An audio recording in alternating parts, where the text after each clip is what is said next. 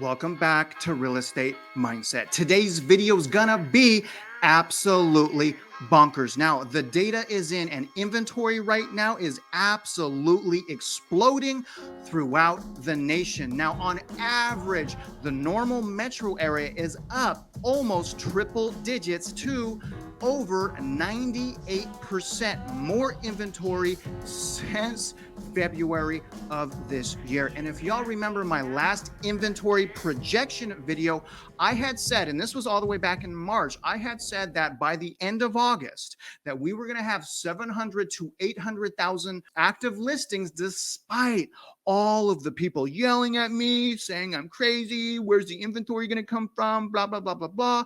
It looks like I was right yet again about inventory. Now, the reason why that's important is because it's signaling to us that demand right now is way lower than actual supply. And what that will do in turn is it's going to force those homes, all of those active homes, to sit and rot in the market until they finally reduce their prices in order to sell their homes. They're going to have to start selling for under market value. But the thing is that we're still not completely transitioned to a buyer's market. But I think it's really exciting to see how quickly, it's record-breaking speed, how quickly and violently the housing market is shifting from a red-hot seller's market to a completely dead buyer's market. So we're going to explore some data right now. I'm going to pull up some charts from Fred economic data that is going to show us how much inventory has exploded since February, how much it's exploded on average in July. Then we're going to take a look at median home value. We're going to take a look at new home prices so that I can also show you how much prices have now dropped on new homes. We are seeing all of the signals now that is spelling out that transition into the buyer's market. And here's why I think we're going to have a crash, right? Correction, negative equity growth. Here's why. Way too much excessive fundamental breaking equity growth. We made a similar bubble to 2008 in half the time. And that's why I'm saying that this violent change in our housing market's going to fall apart. At least that's what I'm planning for, and that's what I'm telling you guys. Now, let's start with the inventory charts from Fred right now. Take a look at this. Okay, so here's the Fred chart. This is going to be in my description. This is housing inventory, active listing count in the United States. And I put this on the 1 year, y'all. You could do also 5 year. You could do a max. You could do a 10 year. Now, here's pre-pandemic inventory right here. Here's what I'm basing pre-pandemic inventory off of. That's 1,032,000 active listings. So what I'm saying is by this year, we will have the same amount of inventory that we did pre-pandemic at over 1 million active listings. That's my forecast, y'all. I'll get back to that, but let's see where we're at right now.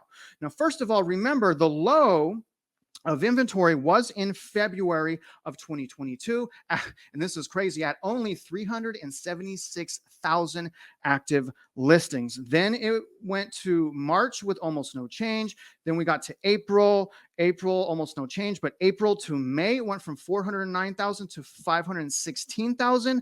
That 1 month, April to May, is a 26% increase from April to May on average. Now, obviously not all metro areas is the same, but month number one, 26% increase. Now, May to June, which was 516 to 619,000, is basically a 20% increase. Now, from June to July, it's 619,000 units to 747,000 units.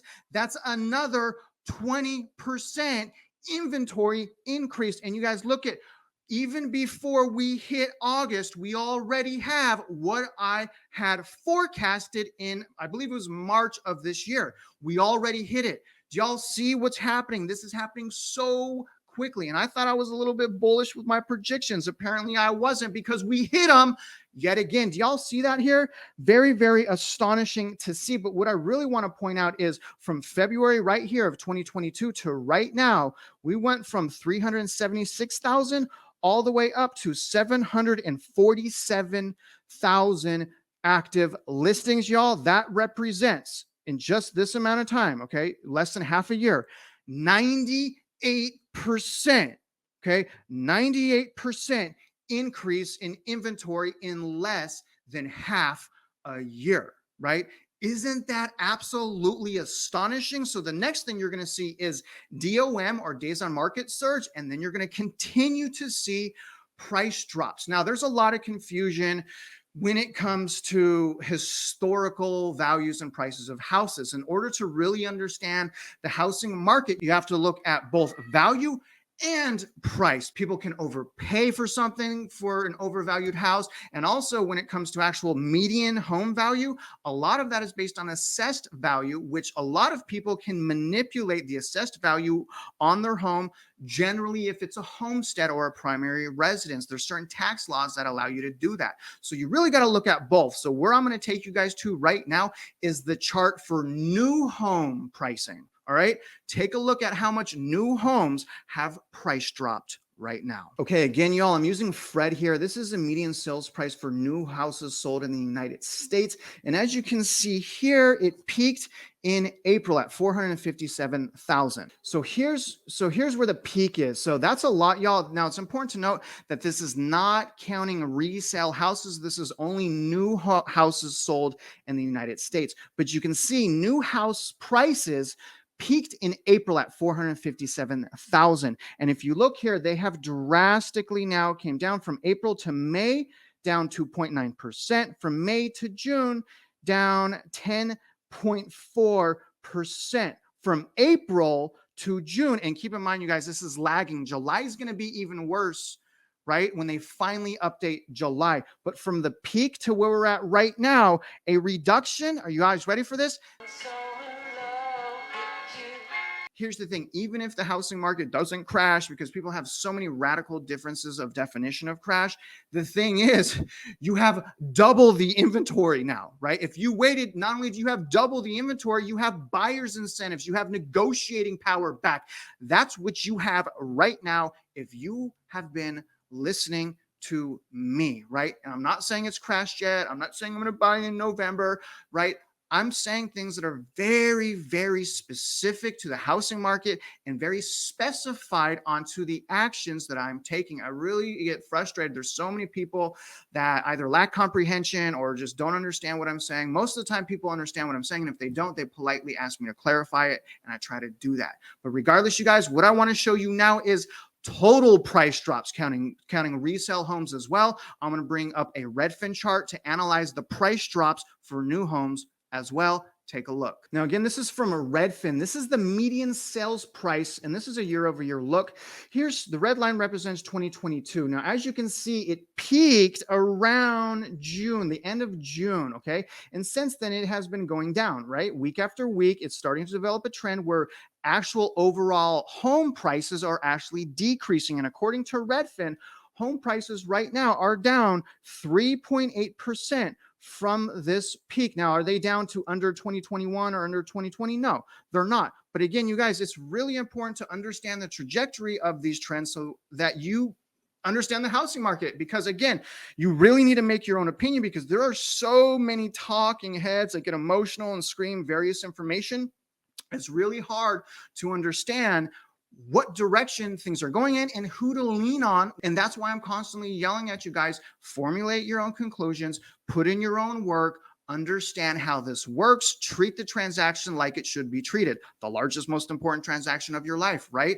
And the things that you should be doing while you're waiting on the sidelines. And this is how we'll conclude this video is, number one, monitor the market that you want to buy in. Different markets have drastic differences in change. Number two, work on your credit. Understand how credit works. Primarily, no bad stuff, right? But also utilization ratio. Utilization ratio is the magic recipe for good credit. That only pertains to credit cards. If you go over 30% of your credit line, normally that credit card is going to hurt your FICO score or credit score. If you stay under 30% of your credit line or utilization ratio, you will have an optimal credit score increase for each trade line that you have in that condition. But I say, don't even play the utilization ratio game. Just don't use your credit cards, but once every 6 months, and buy a stick of gum. right? Don't go pumping gas. Don't go take someone out to eat. Spend it on one item so that it remains active on your credit report. The second thing, assets, right? Save as much money as you can. Rebudget. Use an app like I do called Mint. It allows me to track every penny I spend. And where I really notice I spend a lot of money, wasteful money, subscriptions and going out to eat. So I've changed that in my life, and now I'm saving a lot more money. The third thing is income. Make sure you prove to your employer that you are an unreplaceable asset by outworking every single person and having a great attitude about it. And then also get a second job. Y'all, I have 3 jobs. Get another job so that you're better prepared for a potential recession. Now, other than that, you guys, I really appreciate you following along this video. I hope you guys got some value. And if you're out there investing in real estate, I do wish you luck and I hope you win.